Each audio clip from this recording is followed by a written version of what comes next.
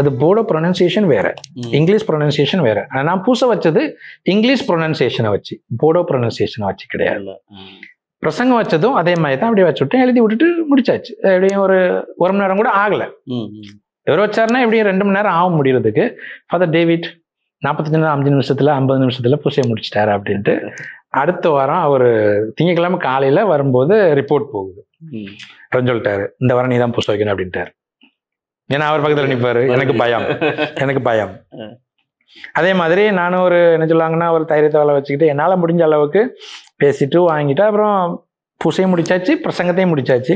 பிரசங்கம் முடிச்ச உடனே சாமியார்ட்ட சொல்றாரு, தம்பி இது விலைக்காவது நீ சாமியாரா உருப்படியா பங்கு சாமியார் ஆகணும் அப்படின்னா, ஒரு பங்கை வழி நடத்தணும் அப்படின்னா முதல்ல உனக்கு தேவை மொழி.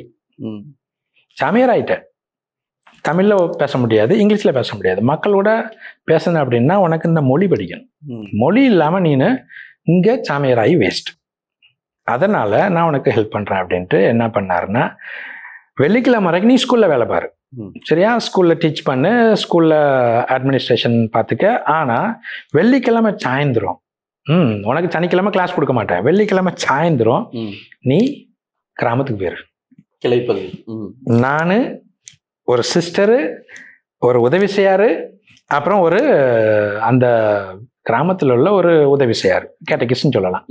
4 பேரும் எங்களை கிராமத்துக்கு அனுப்பிவிட்டாரு. நீ என்னைக்கு உருப்படியா பூசை வைக்கியோ பிரசங்கம் வைக்கியோ அப்பந்தான் ஞாயிற்றுக்கிழமை பூசை பங்கு கோயிலில் வைக்கணும், அது வரைக்கும் நீ கிராமத்துக்கு போ அப்படின்ட்டு அனுப்பிவிட்டாரு. முதல்ல எனக்கு கோபம், இப்படி நம்மளை ட்ரீட் பண்றாரு அப்படின்ட்டு.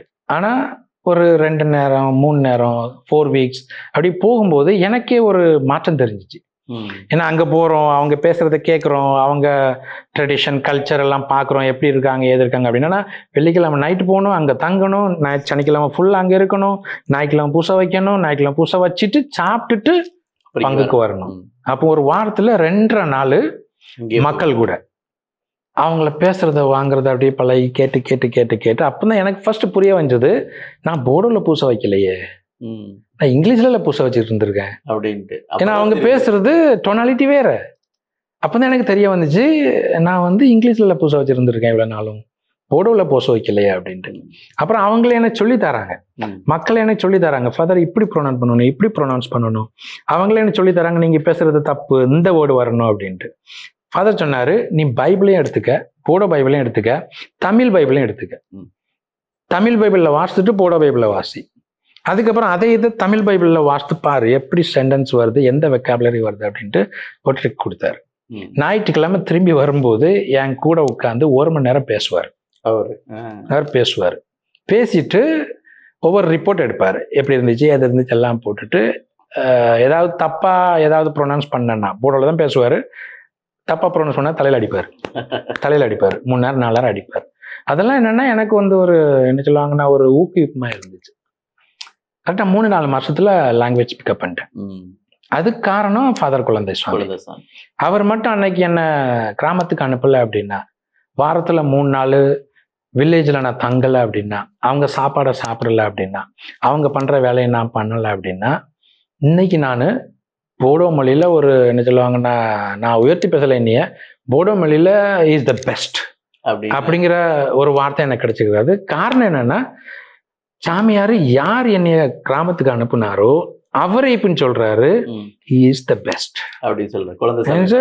இவன் தான் நம்ம மறை மாவட்டத்துல போடோ மொழியில பங்குல பிரசங்கம் வைக்கிறதுக்கு is the best, beautiful language is speaks அப்படின்னு சொல்லும்போது, யார் நம்மளை தள்ளி உள்ள விட்டாரோ ஒரு கடலுக்குள்ள, அந்த ஆளே என்ன சொல்றாரு, இப்போ இவனுக்கு நல்லா நீஞ்சு தெரியும்டா அப்படிங்கும்போது ஒரு பெருமை, இவன் படிச்சுட்டான்டா அப்படின்ட்டு. ஏன்னா எனக்கு என்ன இதுன்னா, இவர் மட்டும் இல்லைன்னா நான் படிச்சிருக்க மாட்டேன். அதுக்கப்புறம் தான் எனக்கு மொழி மேல ஒரு ஆர்வம் வந்துச்சு, மொழி மேலேயே ஒரு ஆர்வம் வந்துச்சு. நம்ம படிச்சுக்கலாமே, 3-4 மாசத்துல நான் பிக்கப் பண்ணிட்டோம் அப்படின்ட்டு அசாமீஸ் பிக்கப் பண்ணேன். அதுக்கப்புறம் அதுக்கப்புறம் காமன் லாங்குவேஜ் என்ன சொல்லுவாங்கன்னா நமக்கு ஹிந்தி பிக்கப் பண்ணேன். ஹிந்தி அரைகுறையா தான் பிக்கப் பண்ணேன், ஏன்னா டைம் கிடைக்கல. அதனால முதல்ல ஒரு 6 மாசம் இந்த மாதிரி ஒரு எக்ஸ்பீரியன்ஸ் இருந்த உடனே நம்ம ஃபாதர் என்ன சொன்னாருன்னா, இல்லை நீ தான் நல்லா படிச்சிட்டியா, அப்போ நான் கொஞ்சம் ரெஸ்ட் எடுக்கிறேன், சரியா? பிஷப்ட்ட கேட்டு நான் கொஞ்சம் ரெஸ்ட் எடுக்கிறேன், எனக்கு வயசாகிடுச்சு, நீ இந்த பங்கு எடுத்துக்கிடுவியா அப்படின்னாப்ல. சரி ஃபாதர் நீங்க என் கூட இருப்பீல்ல அப்படின்னு. நான் கூட இருப்பேன், ஆனால் பங்கு நீ தான் பார்த்துக்கணும் அப்படின்ட்டு. சரி ஃபாதர் நீங்க பேசுங்க அப்படின்னு பிஷப்ட பேசி 6 மாசத்துல என்ன பங்குச்சாமியார் ஆக்குனாரு. பரவாயில்லைங்களே. காரணம் ஒண்ணு, ஸ்கூல் அட்மினிஸ்ட்ரேஷன்ல நல்லா பண்றான், மொழியையும் படிச்சுட்டான், இவன் நடத்துவான் அப்படிங்கிற அவர் என் மேல நம்பிக்கை வச்சார். இதை கனெக்ட் பண்ணி பார்த்தோன்னா முதல்ல நம்பிக்கை வச்சவர் என்னோட ஃபாதர் மைக்கேல், அப்புறம் வந்து ரெக்டர், அதுக்கப்புறம் வந்து பிஷப், இப்போ 4வது ஆள் இவர். சரியா? அவர் நம்பி என்ன ஒரு பங்குச்சாமியார் ஆக்குனாரு. பிஷப் என்ன சொன்னார்னா, இஃப் யூ சே ஓகே ஆகிக்கலாம் அப்படின்ட்டு. 2008 டிசம்பர்ல நான் பங்குச்சாமியார் ஆனேன். 2008 மேல நான் உதவி பங்குச்சாமியாரா வந்த அந்த பங்குக்கு 2008 டிசம்பர்ல பங்குச்சாமியார். 2008ல இருந்து 2012 வரைக்கும் அதே பங்குல பங்குச்சாமியார் ஆனது வந்து 2008 ஏப்ரல்ல. உடனே இப்ப சின்ன ஃபேமிலியில போட்டாங்க, உடனே பங்குச்சாமியார் 6 மாசத்துல பங்குச்சாமியார். ஆக்சுவலி எங்கேயுமே நடந்திருக்காது. ஆர்டினேஷன் முடிச்சுன்னு சின்ன சாமியார், உடனே 6 மாசத்துல பங்குசாமியாருங்கிறது உண்மையாலுமே உங்களுடைய வாழ்க்கையில தான் நடந்திருக்கும்னு நினைக்கிறேன். அது உங்களோட உழைப்பு, 2வது ஈஸியா கத்துக்கிட்டது, 2வது நீங்க சொன்ன மாதிரி குழந்தை சாமி ஃபாதர் உங்களை புஷ் பண்ணி உங்களை வளர்த்தி வச்சது வந்து ரொம்ப, அது அவரையும் ஒரு வகையில நான் பாராட்டணும்னு தான் நினைக்கிறேன். என்னன்னா அவரு கேட்கிறாங்க பாத்தீங்களா, உன்னார் ஃபாதர் வந்து இல்ல அவர் பங்குசாமியார் ஆட்டும் நான் கூட இருக்கிறேன் அப்படின்னு. அதோட பெருந்தன்மை வந்து உண்மையான மிஷினரிமார்களுக்கு அது ஒரு கண்டிப்பா. பரவாயில்ல, என்னோட இது முடியல, சின்ன பையன் அவன் வாங்கட்டும், நான் கூட இருக்கிறேன் அப்படின்னு சொன்னது, என் கூட இருந்து வழி நடத்தினது நான் பெருமைப்படுறேன். ஆக்சுவலி ஏதாவது கொஞ்சம் தப்பா பண்ணோம்னா ஒரு சப்போர்ட் சிஸ்டம் என் கூட இருந்து நல்லா ஹெல்ப் பண்ணாப்ல தொடக்க காலத்துல. ஓகே ஓகே, சரிங்க. இப்போ அங்கிருந்து ஒரு 4 வருஷம் இருந்தீங்க இல்லைங்களா? 2012 வரைக்கும். இப்போ அந்த பங்குல நீங்க இருக்கும்போது நீங்க பார்த்த காரியங்களால நீங்க செஞ்சது முக்கியமானது, என்னால இது மறக்கவே முடியாது. 1 மொழி கத்துக்கிட்டது, நல்ல பிரசங்க வச்சிங்க. இப்போ உங்களுக்கு இந்த பேர் வந்து he's the best in borewell language அப்படின்னு சொன்ன ஒரு மிகப்பெரிய ஒரு சர்டிஃபிகேட் இல்லைங்களா? அது ஒரு ரியலி ஒரு வண்டர்ஃபுல் ஒன். இது போல அங்க செஞ்ச காரியங்கள் முக்கியமான உங்களுடைய சாதனையும் சொல்லலாம், பெருமைக்கு நில அந்த காரியங்கள் என்னென்ன? பாஸ்டரல் லெவல்ல சொல்லணும் அப்படின்னா அது வந்து ஒரு சின்ன பங்கு, ஒரு 3 கிராமங்கள் தான். அந்த கிராமத்துல வந்து அதிகமாக கிறிஸ்தவர்கள் கிடையாது. பார்க்க போனால் ஒரு கிராமத்தில் எப்படி ஒரு 11 ஃபேமிலிஸ் 12 ஃபேமிலிஸ் அப்படி தான் இருப்பாங்க. அந்த சமயத்தில் ஒரு கிராமத்தில் வந்து ஒரு வில்லேஜில் ஒரு வீட்டில் நான் என்ன சொல்லுவாங்கன்னா பூசை வச்சுக்கிட்டு இருக்கிறேன், ஞாயிற்றுக்கிழமை பூசை வச்சுக்கிட்டு இருக்கிறேன். அப்படி வச்சுக்கிட்டு இருக்கும்போது பிரசங்கம் வைக்கும்போது ஒரு ஆள் திடீர்னு என்ன அதுலேருந்து எந்திரிச்சு, ஏய் நீ என்ன பண்ணிட்டு இருக்க, ஸ்டாப் பண்ணு, நீ யாரை பற்றி பேசிக்கிட்டு இருக்க, ஸ்டாப் பண்ணு அப்படின்ட்டு ஒரு ஆள் கத்துனார். எனக்கு பயம், என்னடா திடீர்னு அப்படின்ட்டு. அப்புறம் வந்து மறுபடியும் நீ பேசுறது தப்பு, சரியா, நீ பேசுறது தப்பு, நீ பேசாத நிறுத்து, இல்லாட்டி அங்கே வந்துடுவேன். அப்படி பேசும்போது எனக்கே ஒரு ஷாக்கு அப்படின்ட்டு. அப்புறம் ஆட்கள் வந்து அவரை கூட்டிட்டு போயிட்டாங்க. நான் பூஜை கண்டினியூ பண்ணிட்டு பூஜையை முடிச்சுட்டு சாப்பிட்றதுக்கு உட்காந்துட்டு இருக்கோம். அப்போதான் கேட்குறேன், யாரு என்ன ஆள், நான் முதல்ல பேசுறேன்னு அப்படின்ட்டு. பக்கத்துல பேர் என்னது, பக்கத்து வீட்டுக்காரர் தான் ஹிந்து, ஃபர்ஸ்ட் டைம் அட்டன் பண்றாரு, ஆனால் கொஞ்சம் mentally is little not okay அப்படின்ட்டு. சரி ஓகே அப்படின்னு விட்டுட்டேன். ஆனா அதே ஆளு சாப்பிட்டுக்கிட்டு இருக்கிறேன், திடீர்னு என் பக்கத்துல வந்து உட்காந்துட்டாரு. யாரு கத்துனாரோ ஸ்டாப் பண்ண, பேசாத, ஏன் பிரச்சனை, என்னெல்லாம் பேசிட்டு இருக்கு, ஆண்டவரா ஜேசு யார் அப்படின்னு பேசினவரு பக்கத்துல வந்து உட்காந்துட்டாரு. எனக்கு புரிஞ்சு போச்சு. மீன்ஸ் ஒரு சைட்ல பயம், இன்னொரு சைட்ல என்னன்னா ஏன்டா இப்படி பண்றாங்களே அப்படின்ட்டு எனக்கு ஒரு என்ன சொல்லுவாங்க, இன்ஹிபிஷன் சொல்லுவாங்க அந்த மாதிரி.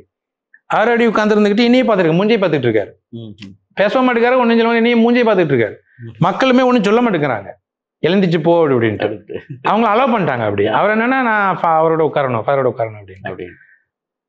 நான் சாப்பிட்டுட்டு அவருடைய ஒன்றும் பேசாம எந்திக்கும் போது சரி நல்லா இருங்க அப்படின்ட்டு ஜெய் ஜிசு அப்படின்ட்டு பட் எங்க மொழியில கஜன்ட்ன்னு சொல்லுவாங்க, ஹிந்தியில ஜெய் ஜிசுன்னு சொல்லுவாங்க.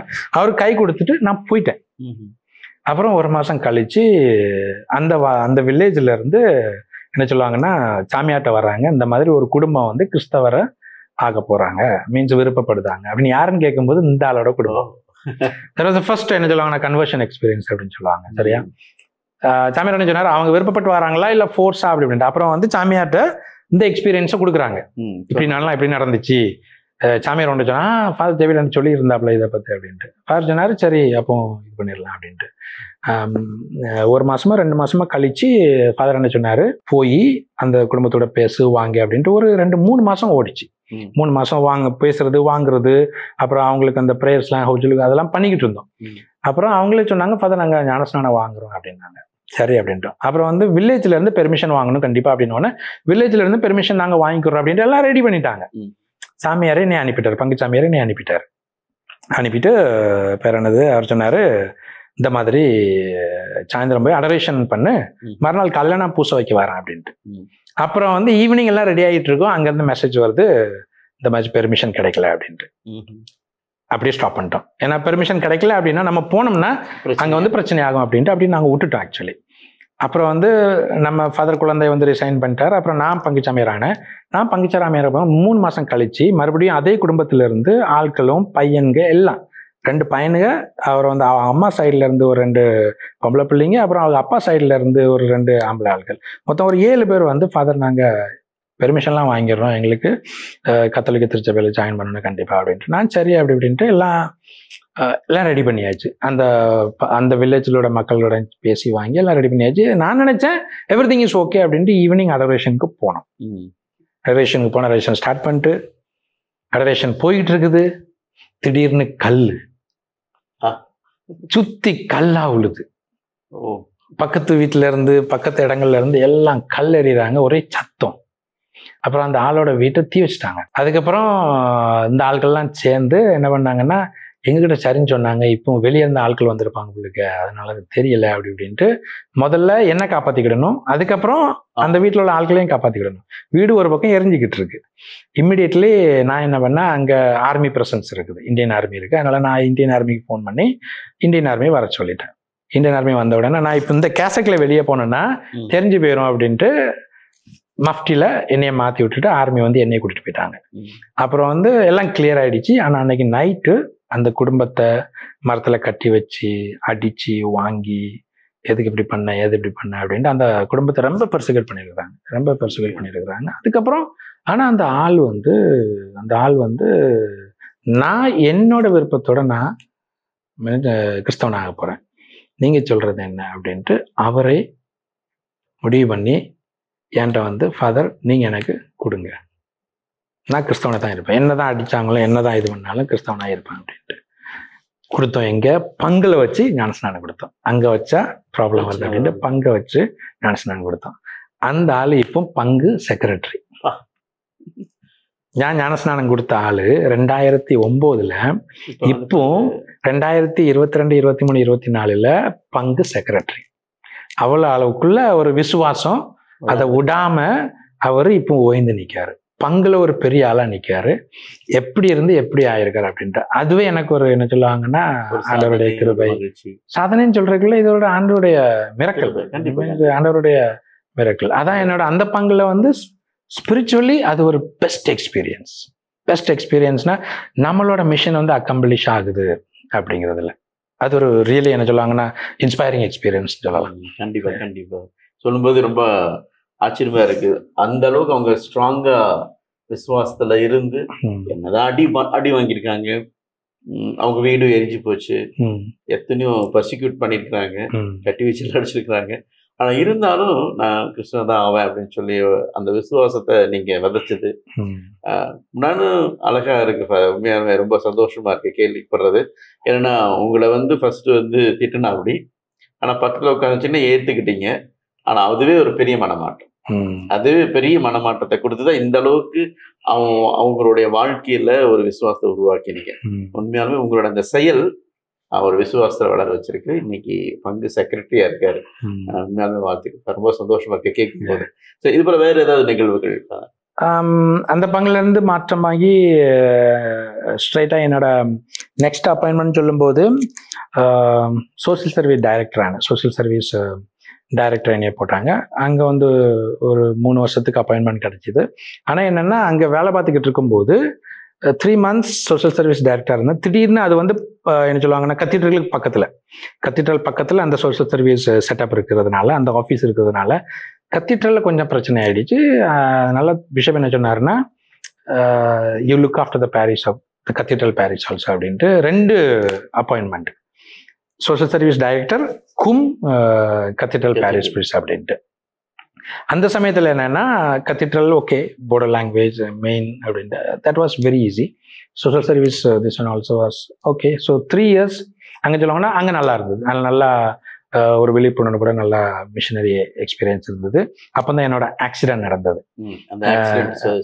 ஆமாம், 2013 ஒரு ப்ராஜெக்டுக்காக குவஹாட்டிக்கு வந்திருந்தோம். குவஹாட்டிக்கு வந்து அந்த கம்ப்ளீஷன் ரிப்போர்ட் எல்லாம் முடிச்சுட்டு, ஃபினான்ஷியல் செட்டப் எல்லாம் முடிச்சுட்டு திரும்பி போகும்போது என்ன சொல்லுவாங்க, நான் நல்லா சாப்பிட்டுட்டு வண்டி ஓட்டணுமோ என்ன காரணமோ தெரியல, யாரோட மிஸ்டேக்ஸ் நம்ம இப்போ சொல்ல முடியாது, ஒரு பயங்கர ஒரு fatal accident, Bolero accident actually. அதில் வந்து என்னோட டிரைவர் அப்புறம் வந்து 2 ஆட்கள்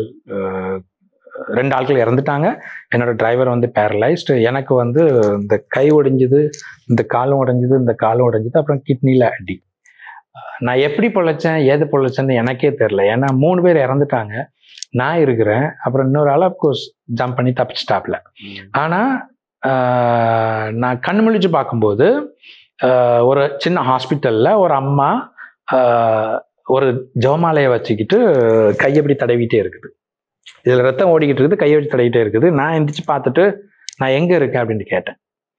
அந்த அம்மா சொல்லுது, ஃபாதர் மாயாவை நான் வர சொல்லியிருக்கேன். அப்புறம் வந்து எனக்கே தெரிய வருது, நான் என்னால் எந்திக்க முடியல, கால் உடைஞ்சிருக்கோம் அப்படின்ட்டு. வலி, பயங்கர வலி. அப்போ தான் கேட்குறேன் என்ன ஆச்சு அப்படின்ட்டு. அப்புறம் அந்த அம்மா சொல்லுது, வண்டி உடஞ்சிட்டு நீங்கள் தப்பிச்சுக்கிட்டீங்க, வண்டி போய் 2-3 பேர் இறந்துட்டாங்க அப்படின்னு சொல்லுது. நான் எப்படி, நீங்கள் வந்து பிழைச்சிக்கிட்டீங்க, தண்ணிக்குள்ளே விழுந்ததுனால நீங்கள் பிழைச்சிக்கிட்டீங்க, வண்டியை விட்டு வெளியே வந்து தண்ணிக்குள்ளே விழுந்துட்டீங்க, ஆட்கள் உங்களை தூக்கிட்டாங்க அப்படின்னோடனே உயிரிழக்குமே அப்படின்ற ஒரு மகிழ்ச்சி, பட் பெயின், ஃபுல்லாக பெயின் ஆக்சுவலி. அதுக்கப்புறம் அங்கேருந்து ஃபாதர் மாயா, அப்புறம் குவாடி டைசஸில் நம்ம தமிழ் ஃபாதருங்க 2-3 பேர் இருக்காங்க, ஃபாதர் ஜான் பால், அப்புறம் வந்து ஃபாதர் ஆரோக்கிய சுவாமி, அவங்கெல்லாம் உடனே வந்துட்டாங்க. வந்து ஆம்புலன்ஸ் கூப்பிட்டு அப்புறம் நேராக சென்னை கூட்டு போகணும் அப்படின்னு பிளான் பண்ணாங்க. அப்புறம் டாக்டர் என்ன சொன்னாங்கன்னா, இவர் எங்கேயும் கூட்டு போக முடியாது, பக்கத்து ஹாஸ்பிட்டலில் இவருக்கு ஆப்ரேஷன் பண்ணணும், இல்லாட்டி முடியாது, ஏன்னா நிறைய பிளட் போயிருக்குது, அதனால உடனே ஆப்ரேஷன் பண்ணணும் அப்படின்ட்டு. ஆனால் ஆப்ரேஷன் பண்ணதுக்கு என்னோட ப்ரெஷர் லெவல் அதெல்லாம் கொஞ்சம் இதாக இருந்த உடனே அப்படியே விட்டுட்டாங்க. நான் வந்து அன்கான்சியஸ் ஆகிட்டேன். ஹாஸ்பிட்டலுக்கு வந்ததுக்கப்புறம் அன்கான்சியஸ். இவரை என்ன நினச்சுன்னு எனக்கே தெரியாது. கேள்விப்படுத்துறது என்னன்னா, எப்படியும் ஒரு 11 நாள் அன்கான்சியஸாக இருந்திருக்கிறேன். அப்பா. அதுக்கப்புறம் கொஞ்சம் அப்படி நினைவு வந்த உடனே எல்லாம் ரெடியா. 18வது நாள் எனக்கு ஆப்ரேஷன். 18வது நாள் தான் எனக்கு ஆப்ரேஷன். அந்த ஸ்டடி 18 நாள் ஒண்ணுமே பார்க்கல. அப்படியே இதுல பேர் என்னது, ஐசியூல. கண்டிப்பா எங்க அம்மாவுக்கும் அப்பாவுக்கும் தெரியாது. எங்க அம்மாவுக்கும் எங்க அப்பாவுக்கும் சொல்லலை. ஏன்னா நான் வண்டியில வரும்போது சொல்லிட்டேன், அப்பாவுக்கும் அம்மாவுக்கும் சொல்ல வேண்டாம், இது ஆப்ரேஷன் பண்ணிக்கலாம், பார்த்துக்கிடலாம் அப்படின்ட்டு சொல்லணும். நான் இப்படி சொல்லிட்டு அன்கான்சியஸ் ஆகிட்டேன் அப்படிங்கிறதுனாலயே ஃபாதர் மைக்கேல்னு சொல்லிட்டாங்க. அவன் சொல்லிட்டு இது பண்ணிட்டான், அதனால இப்போ கூப்பிட்டோம்னா பிரச்சனையாகும், பார்ப்போம் என்ன ஆகுது அப்படின்ட்டு அம்மாவுக்கும் அப்பாவுக்கும் விவரமே சொல்லலை. அப்புறம் 18வது நாள் கண் திறந்ததுக்கு 12வது நாள் கண் திறந்ததுக்கு அப்புறம் எல்லா இன்ஃபர்மேஷன்லாம் போகுது. அப்புறம் அம்மாவும் கரெக்டாக ஆப்ரேஷன் அன்னைக்கு வந்துட்டாங்க. அம்மாவும் அப்பாவும் அஸ்ஸாமுக்கு வந்துட்டாங்க. ஃபாதர் செல்வராஜ் போய் கூட்டிகிட்டு வந்துட்டாரு. அப்புறம் வந்து 18ஆம் தேதி ஆப்ரேஷன். என்ன சொல்லுவாங்கன்னா, ஒரு 20 நாள் இங்கே இருந்தேன்.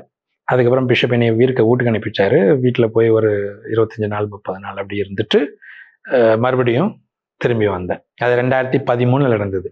அதில் எனக்கு ஒரு கன்ஃபர்மேஷன் என்னென்னா, அது மே மாதம் நடந்தது. கத்தீட்ரல் பங்கில் மே மாதம் நான் வந்து மாதாவை ஒவ்வொரு வீடுகளுக்கு அனுப்பிச்ச மாதிரி, கோயிலில் உள்ள மெயின் கோயிலில் உள்ள சிறுவத்தை ஒரு சப்பர பவனியா ஒவ்வொரு வீட்லையா போய் ஜெபமாலை பண்றதுக்கு அனுப்பி விட்டேன் பார்த்துருங்க. அப்போ வந்து அந்த மக்கள் வந்து பங்குச்சாமியாருக்கு எப்படி ஆயிட்டே அப்படிங்கிற ஒரு ஆதங்கத்துல நல்ல ப்ரேயர் பண்ணாங்க. எனக்கு வச்சுட்டு நல்ல ப்ரேயர் பண்ணாங்க. அதுக்கப்புறம் அந்த ஆக்சிடென்ட் ஆன இடத்துல அந்த பாட்டி தான் ஜெபமாலையை வச்சு கேத்தடாங்க. நான் அது மாதிரி தான் நினைச்சேன். ஆனா அதுவே ஃபாதர் மாயாவுக்கு ஃபோன் பண்ணி சொல்லியிருக்கு, இப்படி ஒரு சாமியார் அடிபட்டு இருக்கிறாரு ஆக்சிடென்ட் அப்படின்ட்டு. நான் கனெக்ட் பண்ணுறேன். மே மாதம் எனக்கு வச்சுட்டு ப்ரேயர் பண்ணுறாங்க. இங்கே ஒரு பாட்டி வந்து என்னை காப்பாற்றி ஃபோன் பண்ணி ஆட்களை மதர் மேரிஸ் இன்ஸ்பிரேஷன் அவங்களோட ஹெல்ப். எங்க அப்பா சொன்னது, கன்னி உருவத்துல வருவாடா அப்படின்ட்டு, கன்னி உருவத்துல வருவாங்கடா போடா அப்படின்ட்டு. ஸோ எனக்கு அது என்னன்னா, மாதா எப்போதுமே அங்கூட இருக்கிறாங்க. என்னோட மிஷினரி லைஃப்ல சீஸ் த ரிடம்ட்ரஸ் அப்படின்ட்டு அந்த ஒரு இது வந்து மறுபடியும் என்னுடைய பணி மேன்மைக்கு உதவி பண்ணிச்சு. ஆக்சுவலி மீன்ஸ் உனக்கு இதாண்டா அப்படின்ட்டு. ஸோ அது என்னன்னா எனக்கு ஒரு செகண்ட் லைஃப் அது என்னுடைய லைஃபே டேர்ன் பண்ணிச்சு. அதுக்கப்புறம் தான் எனக்கு ஒரு என்ன சொல்லுவாங்கன்னா, ஓகே பிஜினியில் ஒரு 4 வருஷம் மெயின்லி ஸ்கூல் அட்மினிஸ்ட்ரேஷன் அப்படிங்கிற மாதிரி இருந்துச்சு. மறுபடியும் கத்தீட்ரல் பங்கு கூட சேர்த்து சோஷியல் சர்வீஸ் அட்மினிஸ்ட்ரேஷன் அப்படிங்கிற மாதிரி இருந்துச்சு. அதுக்கப்புறம் அந்த 3 வருஷத்துக்கு அப்புறம் ஒரு பெரிய பங்குல எனக்கு ஒரு ரெஸ்பான்சிபிலிட்டி கிடைச்சிச்சு. மீன்ஸ் என்ன சொல்லுவாங்கன்னா, நியர்லி 9,000 கேத்தலிக்ஸ், செகண்ட் பிக்கஸ்ட் என்ன சொல்லுவாங்கன்னா பாரிஷ் இந்த டயசிஸ். அங்கே ஒரு ஆப்பர்ச்சுனிட்டி கிடைச்சிச்சு. அங்கே என்னை அனுப்பிவிட்டாரு போடா அப்படின்ட்டு. அப்போதான் எனக்கு என்ன சொல்லுவாங்க, ரியல் பாஸ்டரல் லைஃப்னா என்ன அப்படின்ட்டு. அஃப்கோர்ஸ் எனக்கு ஒரு கன்வர்ஷன் எக்ஸ்பீரியன்ஸ் இருந்துச்சு பிஜினி பங்குல. ஆனால் இதில் வந்து என்னென்னா ஒரு என்ன சொல்லுவாங்கன்னா பாஸ்டரல் எக்ஸ்பீரியன்ஸ் என்னென்னா 52 சப்ஸ்டேஷன்ஸ் ஒரு பங்குல 52 சப்ஸ்டேஷனா அந்த சப்ஸ்டேஷன் ஃபுல்லாக முடிக்கிறதுக்கே எப்படியும் ஒரு என்ன சொல்லுவாங்க 60-70 நாள் ஆயிரும் ஒரு நேரம் போகிறதுக்கே. அந்த மாதிரி 52 வில்லேஜில் இருக்கும்போது தனியால் என்ன பண்ண அப்படின்ட்டு. அதனால எனக்கு கூட ஒரு உதவி பங்கு சமையர் இருந்தாப்புல. நாங்கள் 2 பேரும் சேர்ந்து வருஷத்துல எப்படியும் 3 நேரம் அந்த எல்லா சப்ஸ்டேஷன்ஸையும் விசிட் பண்ணோம். 3 தடவை போயிருவீங்க? 3 தடவை வருஷத்துல ஒரு நேரம், வருஷத்துல 3 நேரம் அவங்கள விசிட் பண்ண போயிடுவோம். பூசை வைப்போம், கன்ஃபெஷன் கேட்போம். அதுக்கப்புறம் இது அட்வென்ட்னா அட்வென்ட்டுக்குள்ளான ப்ரிப்பரேஷன் இருக்கும். லெண்ட்னா வே ஆஃப் த கிராஸ் இருக்கும், பூசெல்லாம் முடிச்சுட்டு. அதுக்கப்புறம் ஈஸ்டர் பிளஸிங்னா ஹவுஸ் பிளஸிங்ஸ் இருக்கும். அதனால வருஷத்துல இந்த 52 ஸ்டேஷன்ஸ்லையும் பூசை 3 நேரம் தான். நம்ம ஊர்களெல்லாம் தினமும் பூசை நடக்கும். ஆனால் இங்கே இந்த 52 சப்ஸ்டேஷன்ஸையும் பார்க்கும்போது வருஷத்துல அவங்களுக்கு 3 நேரம் தான் பூசையே எங்களால் வைக்க முடியும். மற்ற நேரங்களில் அவங்க வந்து ட்ரை மாஸ் பண்ணுவாங்க. எவ்ரி சண்டே அவங்களே ப்ரேயர் பண்ணி அவங்களுடைய விசுவாசத்தை வளர்த்துக்கிடுவாங்க. ஆனால் நாங்கள் வந்து வருஷத்துல எப்படி 3 நேரம் போயிடுவோம் கண்டிப்பாக. ஏன்னா நம்ம அந்த நன்மை அந்த பூசை வைக்கல அப்படின்னா அவங்க வந்து அந்த இதை ஏங்கிக்கிட்டு இருப்பாங்க, நம்மளால பூசையை பார்க்க முடியலையே, நற்கரணையை வாங்க முடியலையே அப்படிங்கிற ஒரு ஆதங்கத்தில் இருப்பாங்க. அதனால வருஷத்துல 3 நேரம் we make sure that we go to the village. அங்கே போய் அவங்களுக்கு என்ன சொல்லுவாங்கன்னா பூசையே கொடுக்கணும் அப்படிங்கிறதுல அந்த ஒரு 5-5.5 வருஷம் எக்ஸ்பீரியன்ஸ் வந்து என்னையே அப்படி மாற்றி போட்டுடுச்சு. இதுக்காச்சட்டி தான் என்னைய ஆண்டவர் காப்பாற்றினாரோ, இந்த ஒரு ரியல் பாஸ்டரல் எக்ஸ்பீரியன்ஸை இவனுக்கு கிடைக்கணும் அப்படிங்கிறதுனாலயே அவனுக்கு இது பண்ணாரா அப்படின்ட்டு.